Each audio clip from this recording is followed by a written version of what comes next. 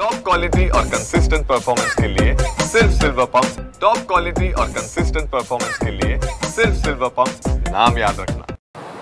सोमवारी मुंबईमध्ये मान्सूनपूर्व कोसळलेल्या पावसामुळे व त्याचबरोबर समुद्राच्या भरतीमुळे कोस्टल रोडवरती सुरू असलेल्या कामामधला जी.के. साहिल बाज जो आहे तो भरकटला आहे। सध्या माहीम इंदुजा हॉस्पिटलच्या किनाऱ्यावरती तो रुतून बसलेला आहे।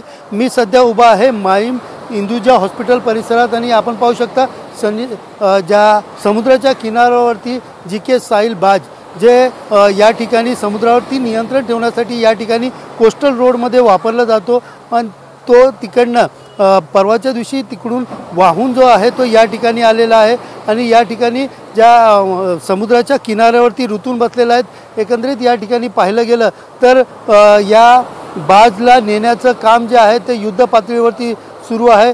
प्रकल्पाचे कर्मचारी असतील किंवा प्रशासन असेल यांच्याकडून हा बाज पुन्हा एकदा त्या ठिकाणी नेण्याचं काम जे आहे ते सुरू केलेलं आहे। मात्र हा बाज जो आहे तो अनेक दगडावरती आपटल्याने याचं मोठं नुकसान झालं असल्याची माहिती मिळत आहे। त्यामुळे दुरुस्तीचं काम या ठिकाणी सुरू झालेलं आहे। आपल्यासोबत या समुद्रामध्ये जाणारे काही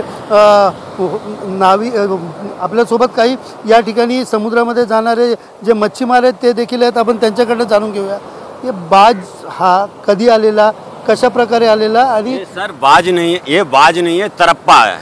बाज लोडिंग, ये लोडिंग करता है, इसको बाज खींच के लेके जाता है। इसको इंजन नहीं है, कोई भी चीज़ नहीं है, इसको दूसरे बोट खींच के ले जाते हैं जिसे हम बाज बोलते हैं, हाथी बोलते हैं। और ये ना ये अपनी सरकार के काम के चक्कर में ये ब्रिज बना रहे हैं। इनको 15 तारीख की डेट दी गई थी। तूफान है, पालघर हो गया, रत्नागिरी हो गई, गुजरात हो गई और ये तुम्हारे कश्मीर यहाँ से और कलकत्ता से ये तूफान उड़ के आया था और अभी तूफान चालू है दरिया के अंदर। 30 तारीख तक तूफान है और हम तो मछेरे, हमको अलाउड नहीं है। हमारी छोटी नाव है, हम बड़े वाले नहीं हैं। कब आया था, कैसे आया ये कल 7:30 बजे के बीच में आया और रात के 4 बजे कटा। जब पानी उतर रहा तो हवा चल रही थी, हवा के जरिए से ये यहाँ आया और इसको चोरों ने भी बहुत खाया।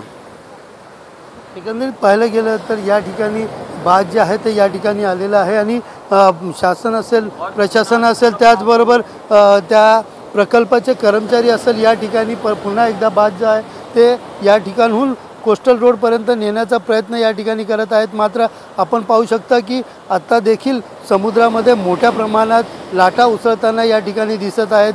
4 ते 5 फूट उंचीच्या लाटा ज्या आहेत ते अजून या ठिकाणी उसळताना दिसून येत आहेत। त्यामुळे हा बाज पुन्हा एकदा त्या ठिकाणी नेण्यासाठी मोठ्या प्रमाणात शर्थीचे प्रयत्न जे आहेत ते कामगार आणि कर्मचाऱ्याकडनं या ठिकाणी केले जात आहेत। मात्र या बाजमुळे कुठेतरी पुन्हा एकदा जे कोस्टल रोडचं काम होतं आहे त्याला अवघे काही दिवस वाढण्याची शक्यता देखील वर्तवली जात आहे।